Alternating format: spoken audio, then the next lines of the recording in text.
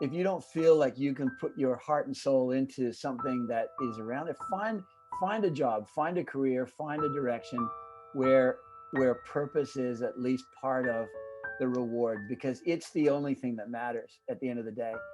It builds up who you are. It reflects who you are, and it becomes then this piece of your identity that's otherwise missing.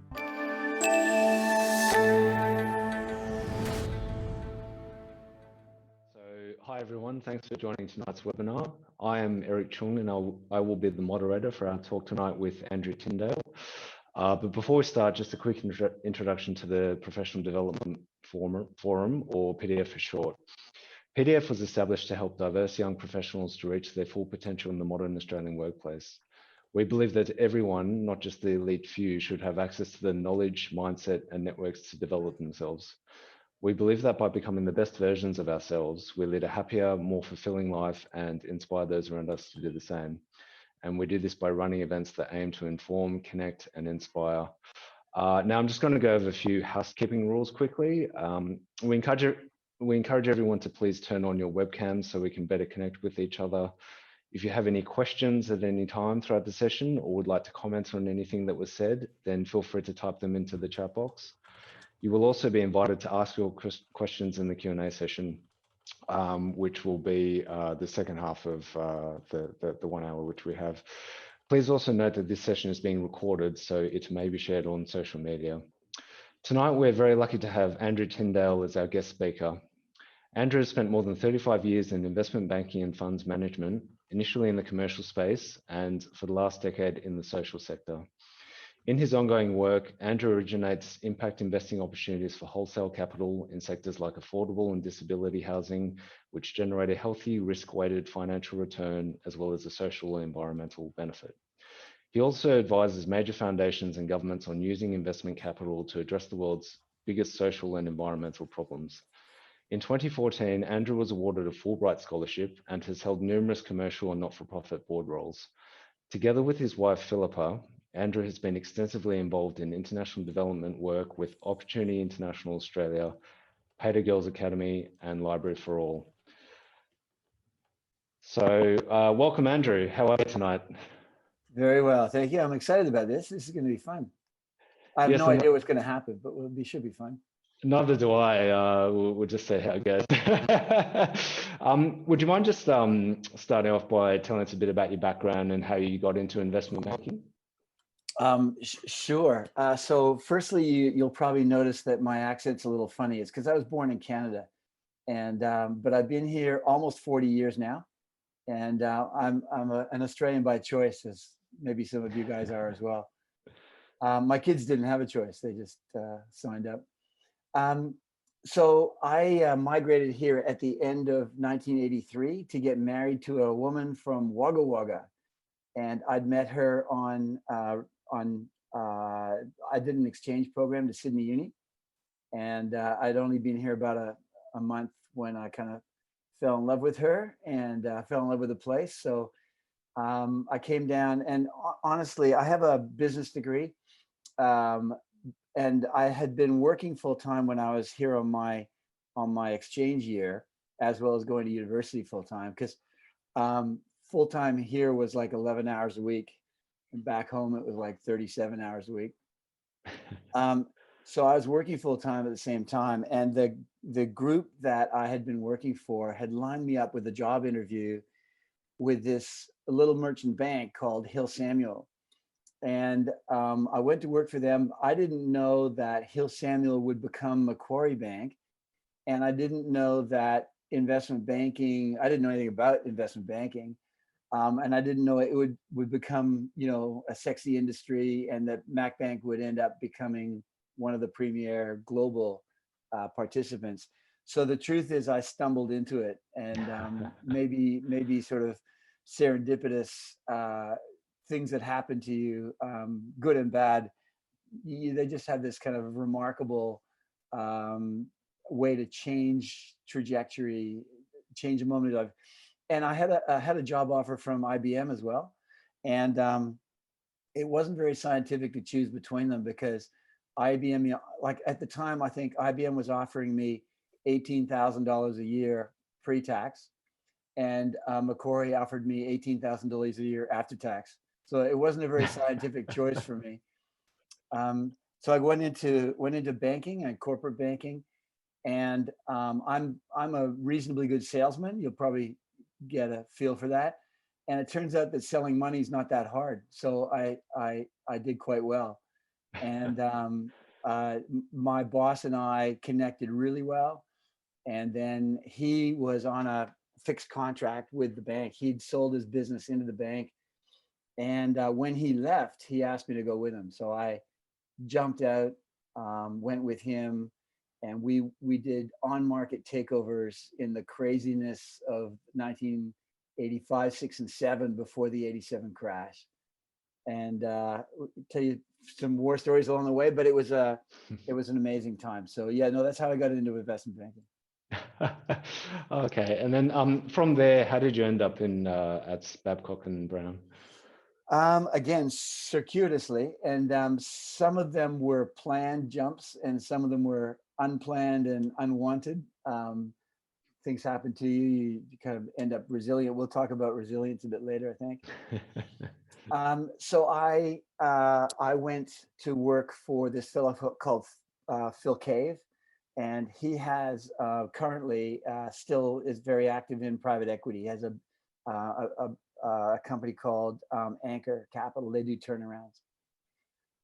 But he and I together bought maybe 21 companies, and there were 2 of us in the company at the time. So it was pretty crazy.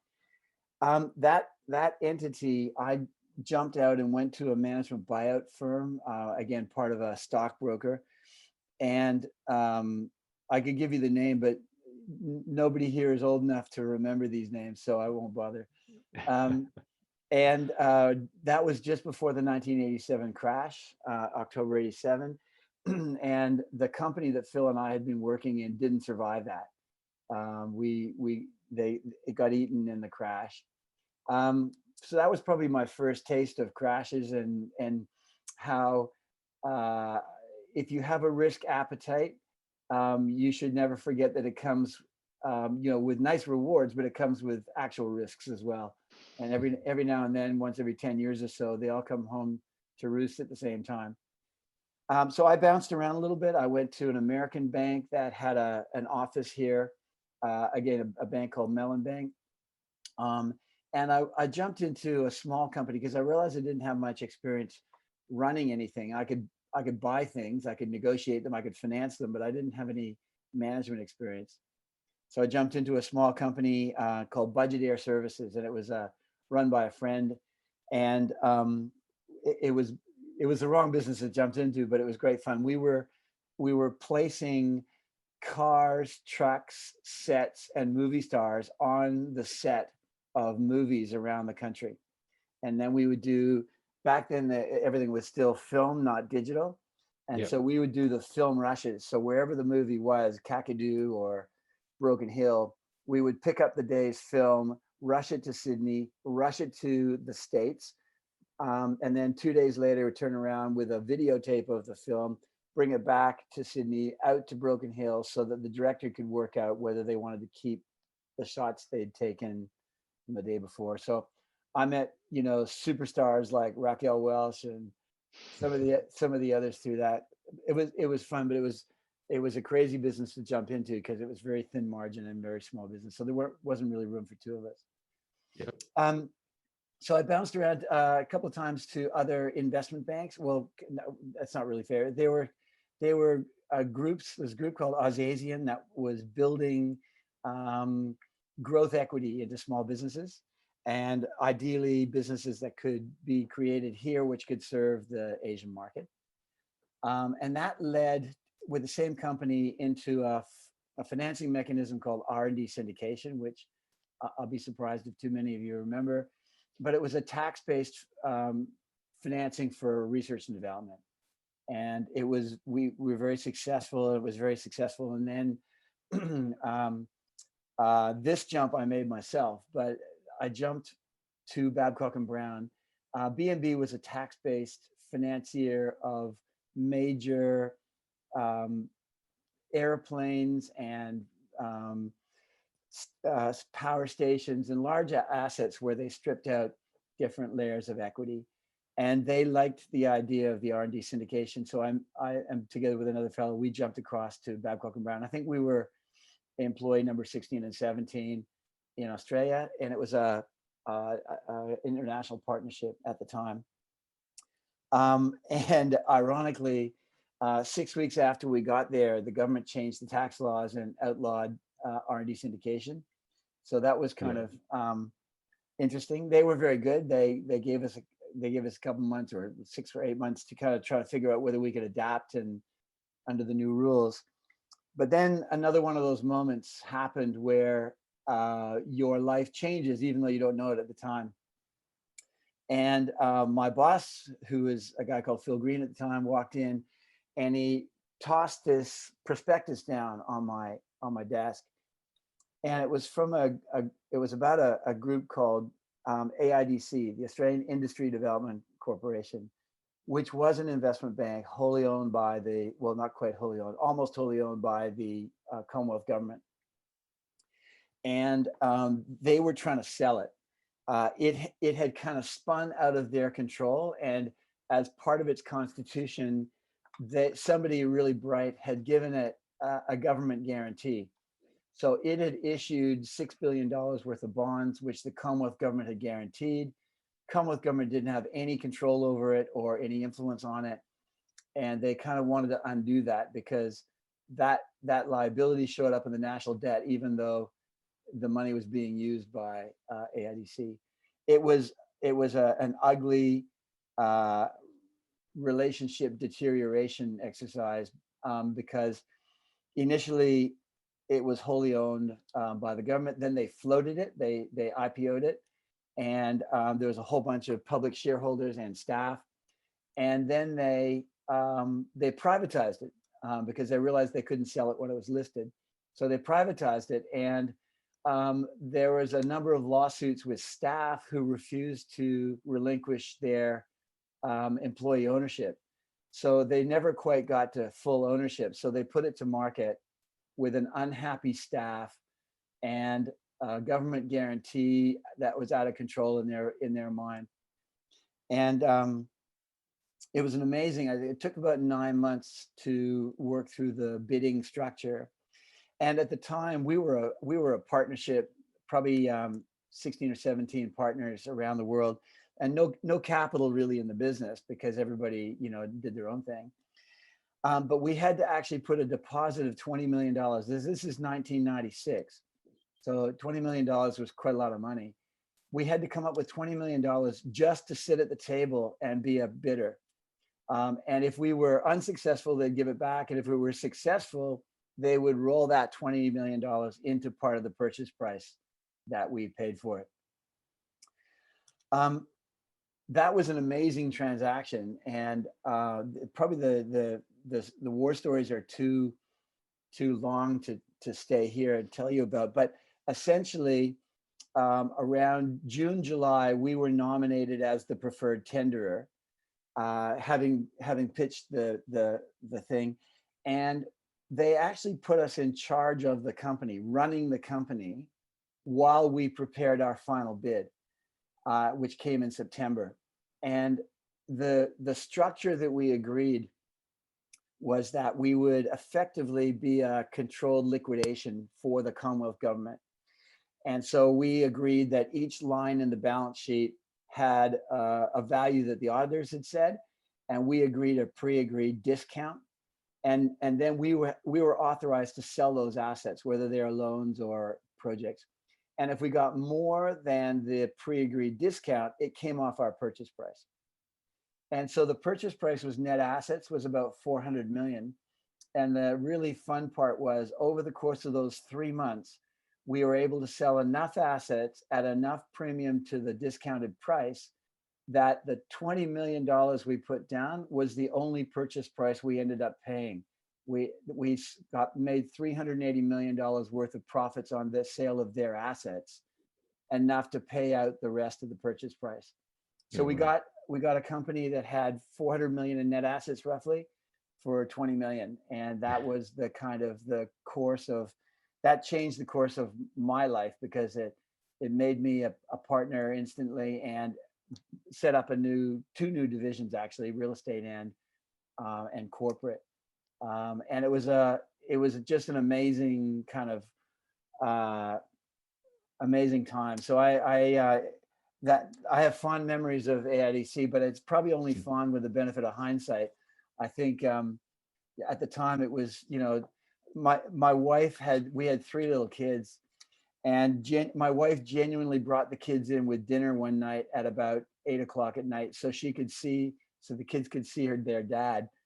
Because I'd pulled 4 all-nighters in a row getting these tenders ready or something. So it was craziness, but it turned out well, and it was all pretty good. So that was kind of the first establishing of my career with BNB. Yeah. And I think obviously what sort of subsequently happened around the global financial crisis is it's quite well known, I suppose, in Australian sort of economics. Would you mind sort of just, I suppose, talking to a bit of what sort of happened towards the, around like leading up to 2008, the events that led up to that Sure. kind of, yeah. And I guess your sort of experience and sort of how you feel about it, Yeah, I suppose we should talk about that, because that was what the advertising tag was, wasn't it? Yeah. So in 2004, Babcock and Brown listed, and we listed here in Australia. So we moved the head office from San Francisco. Australia was as big as the rest of the world put together by that time. So we listed it here, and at the $5 share price, which was the IPO price, our market cap of the parent company was $1 billion. And so everybody picked up shares for their partnership shares, and we rolled into that. And I kind of had another crisis, because all of the deals, in order to justify the share price, all of the deals we had to do were $1 billion deals. Like, you couldn't do small deals, because you'd have to do so many of them to impact the capital that we'd been given. And that wasn't my strength. It wasn't my skill. I took a view that there were only 5 or 6 $1 billion deals a year at that time. This is 2004. And I really didn't. I had, early teenage kids, and I did not want to go overseas for 4 months and do transactions, which ended up happening once, but not very often.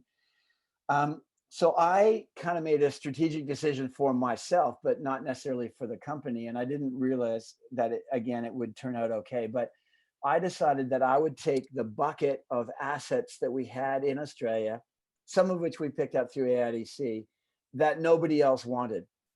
It was the cast-offs, it was the rejects, it was the bits and pieces that we eventually had to work through and sell off, because everybody had gone from doing $10 million deals to $1 billion deals, and nobody wanted to deal with this bucket full of $10 million assets. One of those assets was 25% shareholding, or roughly, in a listed retirement village company called Prime Life.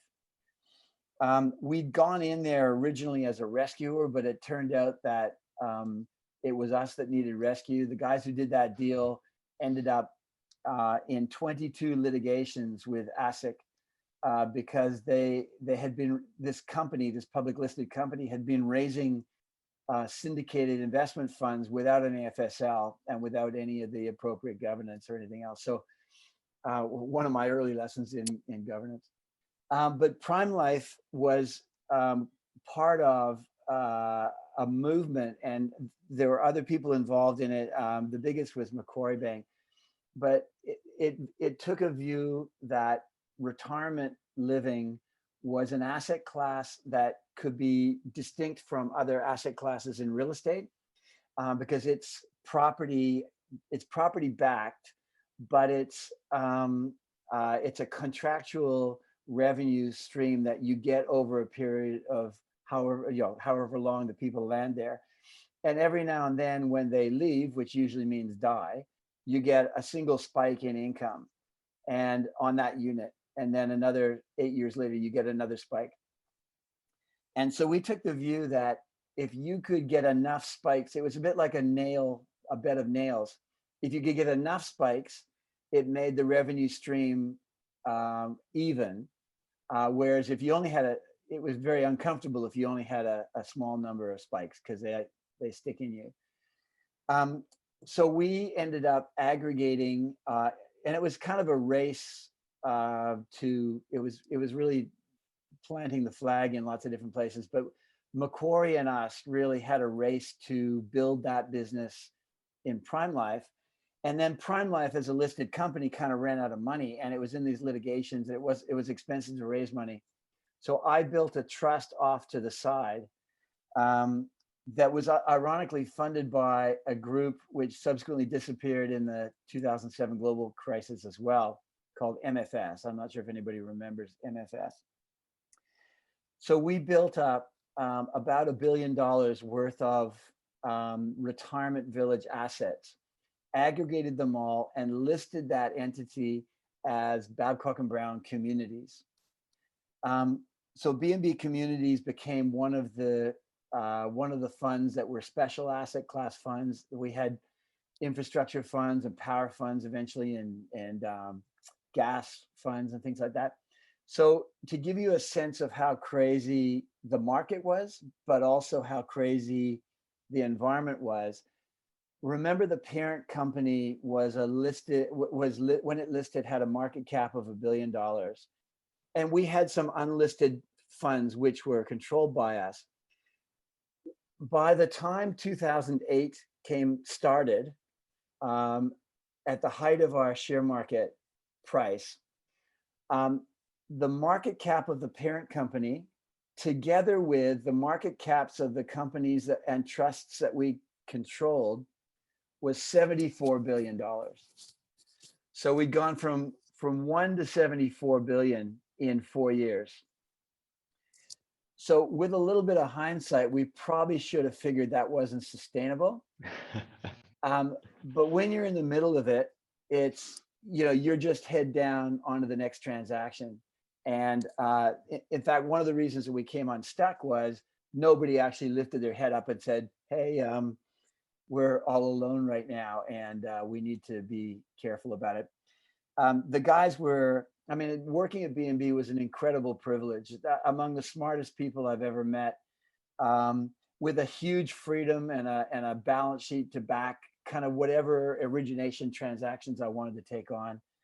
And if you made money, they paid you very handsomely. And if you didn't make money that year, they sit you down and say, make sure it doesn't happen next year, off you go. And so it was, high reward. And as we were to find out, it was high risk as well.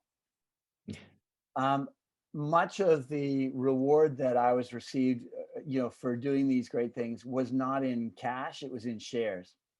And so in addition to my partnership shares, you'd get maybe 50% of your bonus in the form of options or shares going forward. And so by the time, 4 years had gone by and the share price had gone from, the IPO price of $5 up to $35, we had on paper anyway, a pretty significant pretty significant value asset for my wife and my family. And I'm very fortunate. I didn't grow up with wealth.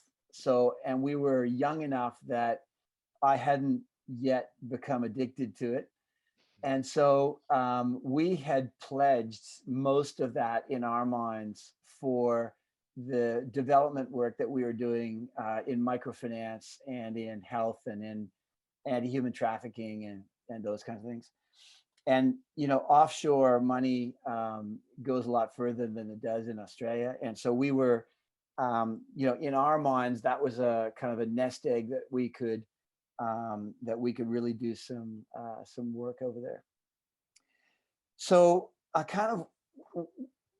2007 was an interesting year until about halfway through it, until about calendar year. So about June, July, the securitization market started failing in the US, and that was to do predominantly with subprime real estate. Again, I won't bother you, but we're in very shaky um, share market territory right now. And I urge you, if any of you are thinking about investments or thinking about a career investment, go back and read about the subprime mortgage market and how it basically brought the world unstuck. So it started failing then, and it started failing because securitization vehicles where these reinsurance companies with AAA ratings, theoretical ratings, had guaranteed what turned out to be a bucket of crap on these mortgages. And these mortgages were lent to people to buy homes predominantly in the US. And there was, by the time this got to be at its worst step, they were lending money to people at 100% of the purchase price of the house. And people clearly had no income or ability to meet the mortgage payments. And then they would say, oh, wouldn't it be nice to have a brand new car in the driveway as well? Let us lend you the money as part of the home loan to buy your new car as well. And of course, the pressure of the acquisition of the new homes and all this money flooding in kept driving the price of houses up. So the loans of 105 or 110% of the value of the house were in fact probably 200% of the true value of the house because the value had been driven up. And they sliced and diced the securitization program. So you get AAA, you take a bucket of securities, you strip off a AAA strip and you sell that AAA. You strip off a triple B strip and you sell that triple B. And the crap, which is left over, which is never going to ever be seen, you get someone else to guarantee it, or put it into another structure and take another strip of AAA and get somebody to guarantee it. It turns out that all these single purpose guarantee corporations sitting in tax havens actually had nothing behind them to back up the AAA guarantees. And then they would tear off these strips and they would sell them to German doctors, and they would sell them to Japanese property magnates, and they would sell them to councils in Australia and to nonprofits because their yield, it's AAA with a real estate backing, and they're earning 12%. Well, they didn't earn 12% for very long. So anyway, the subprime mortgage market, it was bloated financial markets. MFS, which was one of the big groups here, got in trouble. They raised $200 million to pay out a hedge fund. And then in October 07, Royal Bank of Scotland took over ABN AMRO, which was an aggressive takeover, but it turned out that ABN AMRO had a whole lot of these securities. And it turns out that Royal Bank of Scotland did as well. And they were buying something which they thought was better so that they could improve their quality, but it turned out they didn't improve their quality. Anyway, the whole point was that the debt markets were rippling out in mid-2007, and banks, as securitization dried up, banks couldn't recycle their balance sheets here in Australia. So a bank might have a balance sheet of $100 billion back then, but it would lend money to Coles Myer at the time and Coles, and they would take that and they would sell that loan to somebody on a securitization stream, get the cash back and lend it again. Because they couldn't recycle their balance sheet, it meant they started changing the terms of loans that were out there, changing the ratios that were trigger points for default, not renewing loans that were coming up for maturity. And there was this kind of mad clawback of debt. Well, Babcock and Brown and places like us, Macquarie and Alco and a whole bunch of others, heavily relied on debt to continue acquisitions and to continue the growth that we had. And in particular, one of our strategies was to make an acquisition with debt and then to raise equity in the funds that we had, the subsidiary funds, and transfer the assets that had been paid for by the equity raise. Well, of course, that wasn't possible anymore because we weren't able to buy these companies with debt. And when we were, we would find that the underlying investment funds who were also geared weren't able to raise equity because they had too much debt and they were struggling to get that renewed. So the whole financial markets became really, really sketchy. In beginning of 2008, MFS collapsed in Australia.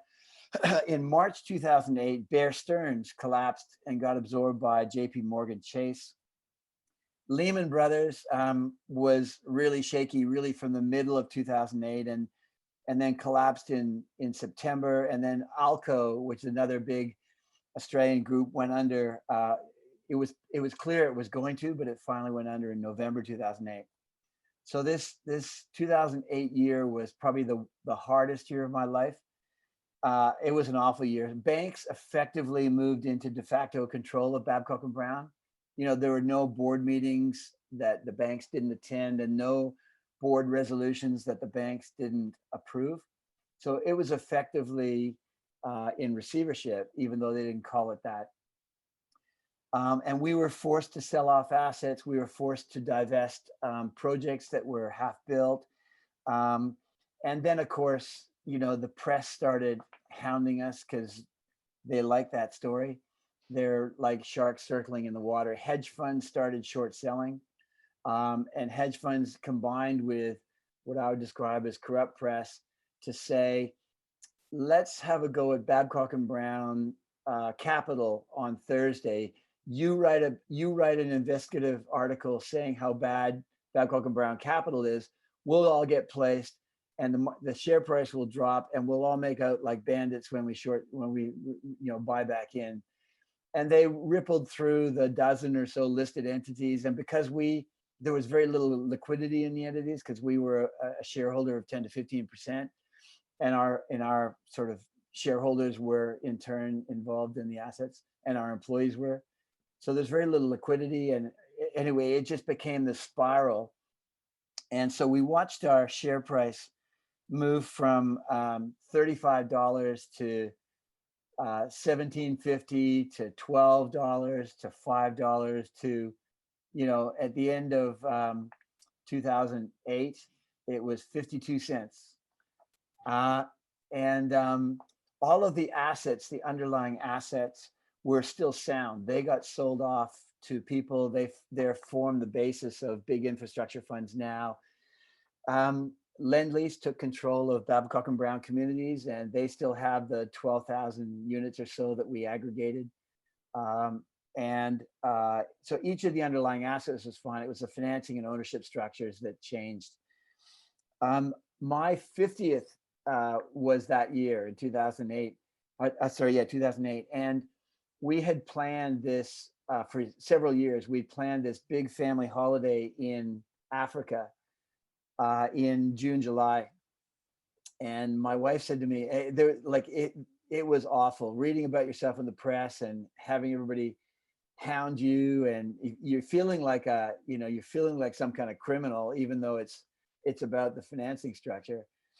My wife said to me, look, do you think we should go? And I go, yeah, absolutely. Let's get out of here. We'll take the 6 weeks we were planning to. There's nothing I can do to change anything here. Yeah. And I'm going to go nuts if I stick around.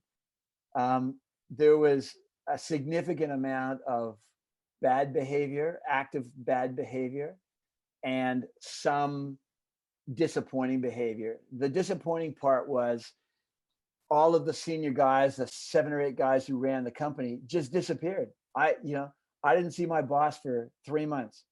And when I got the orders, it was like, yeah, do more of the same, but you can't use any expenses. You can't use any balance sheet. You can't incur any debt or liabilities, but it's more of the same. Keep going, business as usual. I'm going, nobody's going to buy that. Like, no, you're just sort of making work, shuffling, figures around a spreadsheet to make it look like you're doing something. And that's crazy.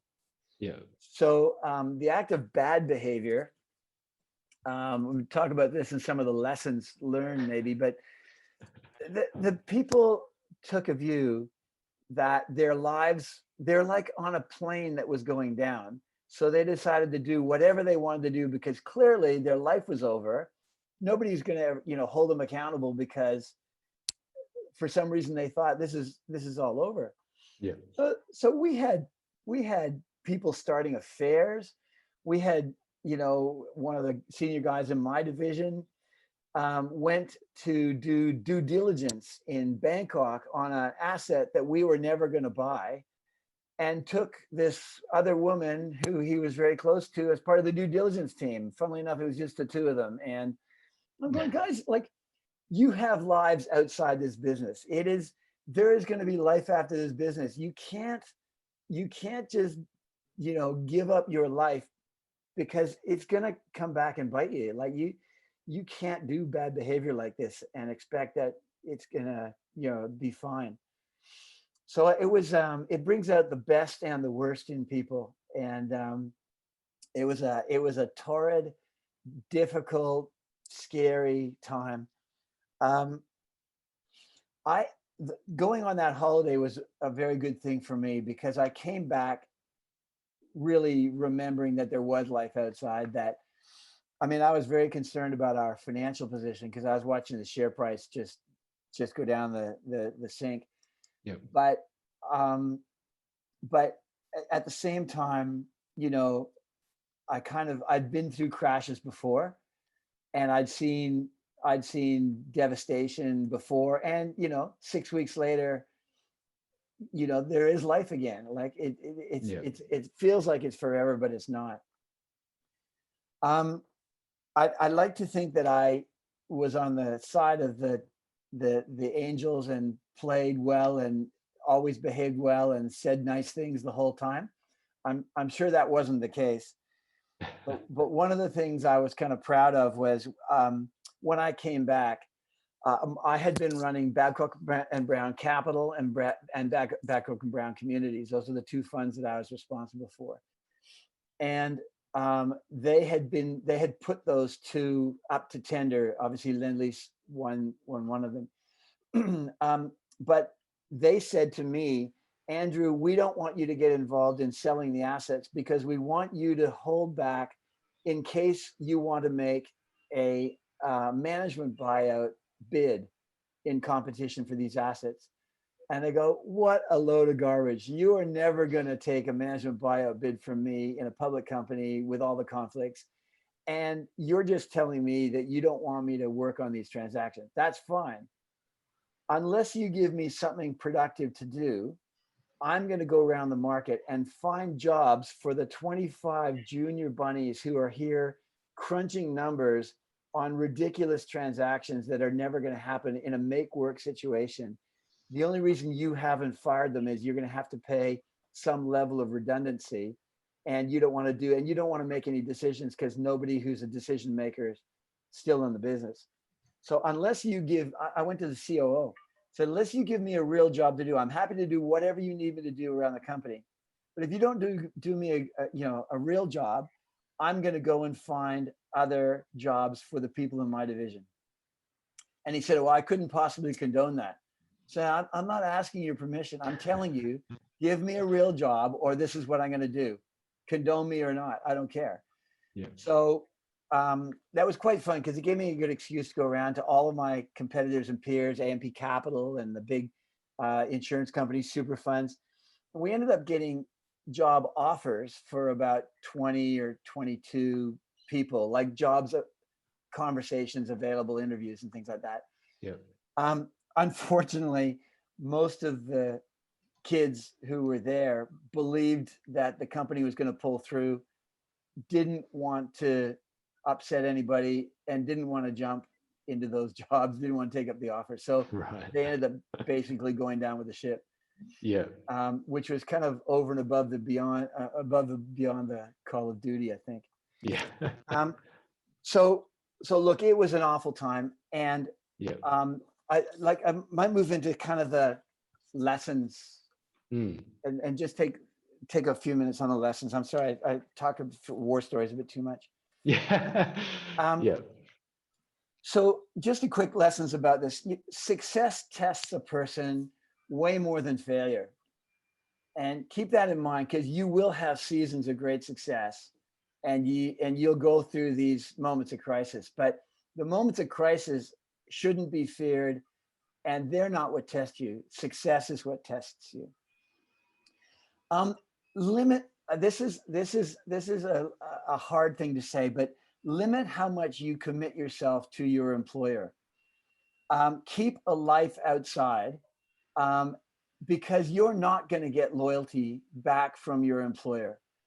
And don't work the 60-hour, 70-hour weeks unless it's for a specific purpose, for a specific season, or you've got equity in the company.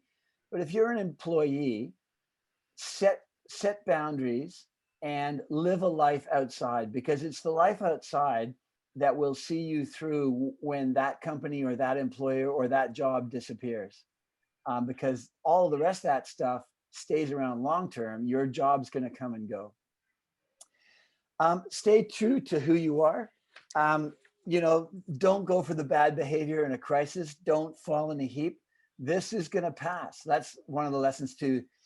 This too shall pass. There is nothing that isn't going to, recover or go forward. It's going to hurt, but there is life after this. And then, this whole idea about bitterness versus forgiveness. I still know people from Babcock and Brown collapse 12 years ago who are bitter and twisted. And when you get together with them, they say, oh, those guys, they screwed us over. They never should have taken the money. If only, and I'm going, mate, get on with it. You get over it. It's like, I think there's a woman called Joyce Meyer who says that unforgiveness is like drinking poison and hoping the other person dies. It'll kill you, right? It'll kill you. Unforgiveness. So you just got to move on. And in terms of rebuilding, I would say 3 steps in rebuilding, because you will have to go through rebuilding. One is an honest review of the circumstance that you've just been through. Did I contribute to this? If so, what could I have done differently? What will I do differently next time? Secondly, is an honest assessment of your skills, your attributes, your experience, your connections, all the assets that you have. What am I really good at? And what do I really enjoy doing? Because that's where you should be looking at what you're doing next. And then the third one is looking forward. Like, who do I really want to spend the next 10 years with? Like, what kind of company, what kind of firm, what industry? What are the restrictions around my roles? Play the long game. You've got all the time in the world to figure it out.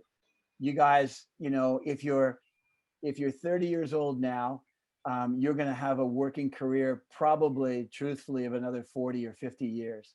You're going to have to work till you're 80 or 90 because you're going to live to 120, and nobody can afford to retire that long. So you play the long game. You could go back to school and do a 5-year law degree and still have a 30-year law career. Like, you've got all the time in the world. Figure it out. So, so sorry, let me stop there and let you ask your question. I'll take a breath. Excuse me. I think you actually covered off a few of the questions I was going to ask, so which is really good.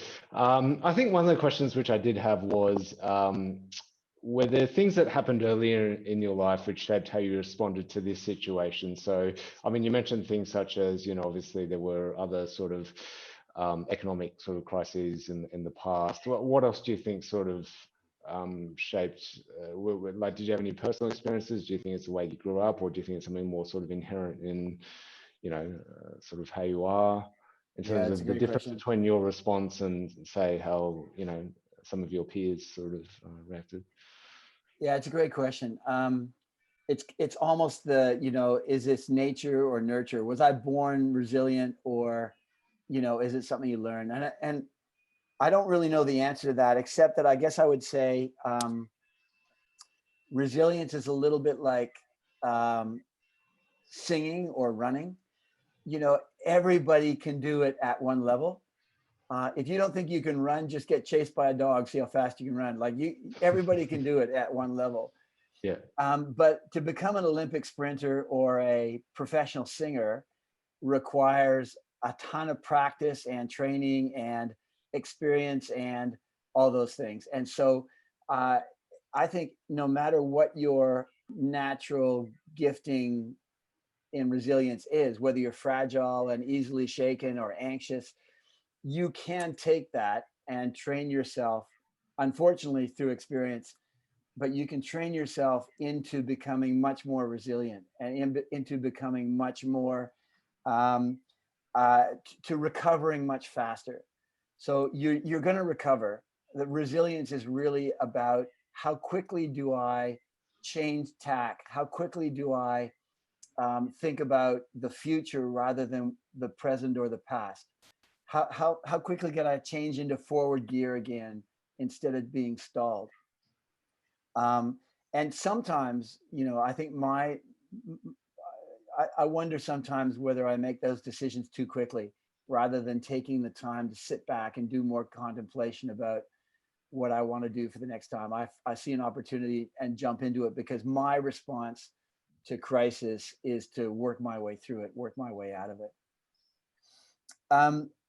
I guess there are a couple of tips. This is an interesting question you haven't asked yet. So if I was, sorry, Eric, I'm teasing you. If I was to offer some tips kind of for dealing with crisis, I realized that I was preparing this talk and talking with Eric that like nobody wants to hear about my experiences from 12 years ago unless they're relevant to today.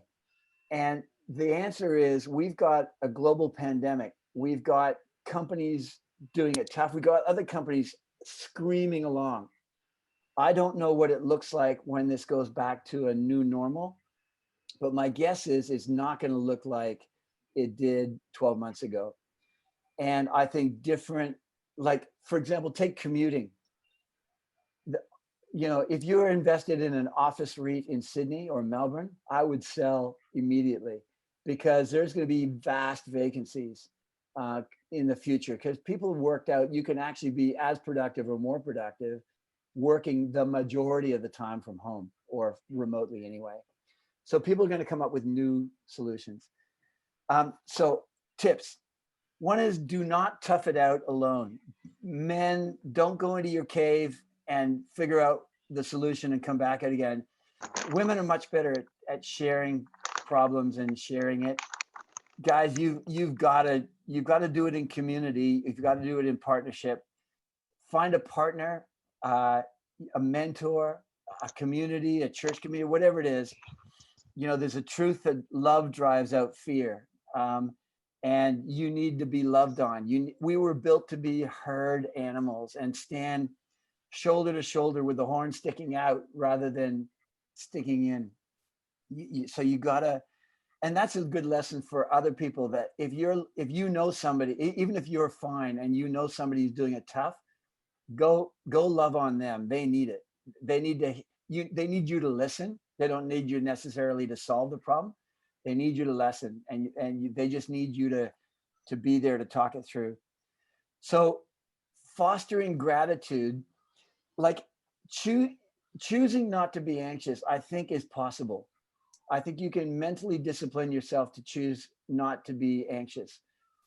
But the mind abhors a vacuum. And you can't sort of say, don't think about something. Because if I say, don't think about a pink elephant, you're instantly going to think about a pink elephant. That's the way the mind works. So the only way to control and to discipline what your mind spends time on is to fill it with the positive stuff. So positively think on productive thoughts. You will know trigger thoughts. If you're prone to anxiety or if you're in the middle of a crisis, there are thoughts which will lead you down the rabbit hole. Like, oh, I wonder how I'm going to meet that bill, or what about my mortgage payment, or like those are not thoughts you want to dwell on. You want to intentionally dwell on the thoughts about the things that are positive, things that you're grateful for: health, freedom, freedom of expression, friendships, community, all the things that you can think of. Think on those things, because that will drive out those thoughts, drive out the anxiety that otherwise is hanging around. that goes into the kind of the disciplined self-talk. Don't allow yourself to use words like catastrophe, disaster, hopeless. Use words like, I'm figuring it out. There is a way through. Discipline your self-talk. And it's the absolute best way to see yourself through any crisis, but a crisis that of career and things, is to spend your time. If you've got the time, you've just lost your job, the absolute best way to spend your time is helping somebody who's worse off than you are. Not because you're gloating and you're saying, ha ha, you're worse off than I am, but because it reminds you of what you do have. And it takes your mind off your problems, which is a great thing, and puts your mind in a way that is positive solutions for other people. So all of you know people who are doing it tough. All of you know people who are doing it worse than you. One of the best things you can do to help yourself is to reach out and help them. I guess we've just got a couple of minutes left. Thank you so much for sharing that. I think that's fantastic advice. I'm sorry, I didn't mean to cut you off. No. We should. I suppose I did want to give people the opportunity, I suppose, to ask questions. Maybe if you had just that last thing to sort of make a comment on, and we'll sort of open up the floor to the questions. Wanted to know, Andrew, the thing is that obviously it was a very traumatic time for you and your family to have gone through in terms of the GFC, and I mean, it was it's incredible as to how people deal with such trauma and such mental stress. So what are some of your tips in terms of how you dealt with it at that particular point in time? So there's lots of answers that let me answer one part of it specifically, because I think it was, I forgot to mention it. It's kind of meaningful to me. When I quit, one of the first things my wife, when I finally got out of Babcock Brown, the end of October 2008, my wife said to me, Andrew, we are going to mourn the loss of the wealth, the paper wealth that we had. And we're going to take as long as it takes to mourn it. And once we're done mourning that loss, we're never going to mention it again. And I thought to myself, that's really sweet, heart. That's really sweet. And let's do it. But I was doing it to humor her rather than anything else. But it turned out to be the most impactful, eventful time. It took about, 10 days or so. And I went through all of the the stages of grief, as though somebody had died. I went through denial. This can't be happening. It must, when I wake up in the morning, it'll all be back again. I must be dreaming, and I can't believe this happened. Right through to anger and bargaining. God, what were you thinking? That money was pledged for the poor. Like, what were you thinking? And then you realize, oh, that's maybe not so smart, yelling at God. And right through to kind of depression, and then eventually you end up at acceptance. And it's the same process that people go through mourning anything. But it was the most releasing time, and I pay credit to my wife Philippa for having come up with that, because it really freed me from the weight of what was lost, and said, okay, so you're 50, you've got 26 years of experience.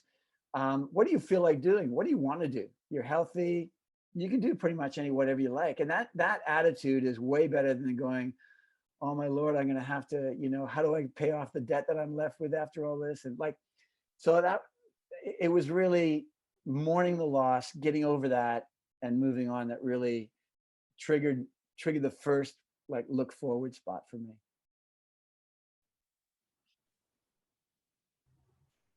So thanks for asking that question, Ivan, and Andrew for that response.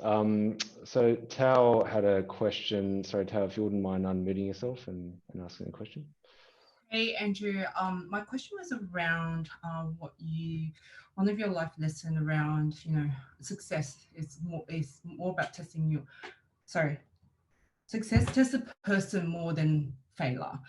So I guess what I wanted to understand was, obviously failing in life helps you build resilience and to keep you going until you succeed. So what do you mean by saying that success would test you more than it would if you were to fail? So I guess I mean it tests a person's character more. Okay. So it's harder to do success well than it is to do failure well. Failure you can recover from, but at Babcock and Brown, there's a great expression that I love. We started breathing our own exhaust. We thought we were untouchable. We thought because we were making a shed full of money every year that we were immune from the disasters that face normal people. Like you genuinely begin to feel like the masters of the universe. That there was a great book called Bonfires of the Vanities that described masters of the universe. And not me, but people in the company were making $50 million a year. And that means you can buy, at the time, a really expensive house was $5 million. You could buy 10 $5 million houses. You could buy any car, you could take any holiday, you could buy any company, you could invest in anything. And everybody you met knew you had money and fawned over you. The press fawn over you. They're interested in your views. Every charity fundraiser fawns over you. It's like people view you differently when you're very successful, and the temptation and the danger is you begin to view yourself differently as well. And it's much harder. Money is toxic. Money is like a chainsaw, and you don't want to give an inexperienced, weak child, you don't want to give an 11-year-old a chainsaw because it ends up in disaster. You want to make sure until they've built the muscles of discipline, character, before you give them something really dangerous to play with. Got it. Thank you. I feel like I'm hearing a clip from The Wolf of Wall Street. Well, I don't think they ever put these lessons out in The Wolf of Wall Street. It was kind of the other way around, I think. Right, thanks for that question, Cal. We're almost up for time. I'll probably just ask one question myself because I think it's important to touch on. So, what advice would you give to, I suppose, individuals who are thinking, you made that transition from the sort of commercial sector over to the, social sector, and then for those who are sort of hesitating due to various reasons, whether it's lifestyle or whatever it might be, those people are genuinely passionate. What advice would you give to them, sort of, in making that transition? So I would take a slightly different route, Eric, but I would say to them that it's the most important thing in business, in the career that you're having, is not the salary you make or the freedom that you have or the people you're working with, although those are all important. The most important thing is that you feel a degree of purpose and satisfaction in your work, because that's what lasts. That's what enables you to go through long hours. That's what enables you to accomplish things that you don't think you're going to be able to. But without purpose, it's pointless. It's pointless. And so if you're in a company where you can't put your hand on your heart and say you like the product, like you don't have to be working for a tobacco company to not like the product of the company you're making. But if you don't feel like you can put your heart and soul into something that is around it, find a job, find a career, find a direction where purpose is at least part of the reward, because it's the only thing that matters at the end of the day. It builds up who you are. It reflects who you are, and it becomes then this piece of your identity that's otherwise missing. Oh, thanks for that, Andrew. That's fantastic. fantastic advice. So I think on that note, given the time, we'll probably wrap up. So thank you, Andrew, so much for taking out the time to be with us tonight and sharing wonderful insights. And thank you to the PDF team for making this entire webinar possible. And I might hand over to Jeffrey actually for any sort of other closing sort of comments. No, there isn't. The next PDF event is in 2 weeks with Matthew Glitzer from IBM, and it's all about leadership. And in fact, Matthew has this idea that leadership is not about him, as you know, it's one of those philosophies that I certainly subscribe to. So please join us in 2 weeks' time. But just before we close, I'd just like to also pay a special thanks to Andrew, because many of you may not know this, but PDF started almost 15 years ago now, and there was one PDF session that I still remember like it was today, like it was just then when I first heard it. And Andrew probably delivered one of the most impactful PDF sessions that I've ever attended, and I felt like it's important to bring this back for a whole new generation of young professionals that haven't heard this story before. So thank you very much, Andrew, for again sharing that story. And inspiring others with your personal experiences, and I certainly feel like I've learned a lot of wisdom from you over the years, and really thank you for your generosity and guidance. Well, thank you for making me really relive all those really hard times. I appreciate it. No, it's a great honor, and sorry for talking too much, but it's great fun having a chat. Thanks. Thank you. All right. Well, thanks everybody for joining us this evening, and we look forward to you joining us again in 2 weeks' time. So please follow us on if you log on to our new website, www.professionaldevelopmentforum.org. You can find all the upcoming events and details, and we look forward to seeing you again.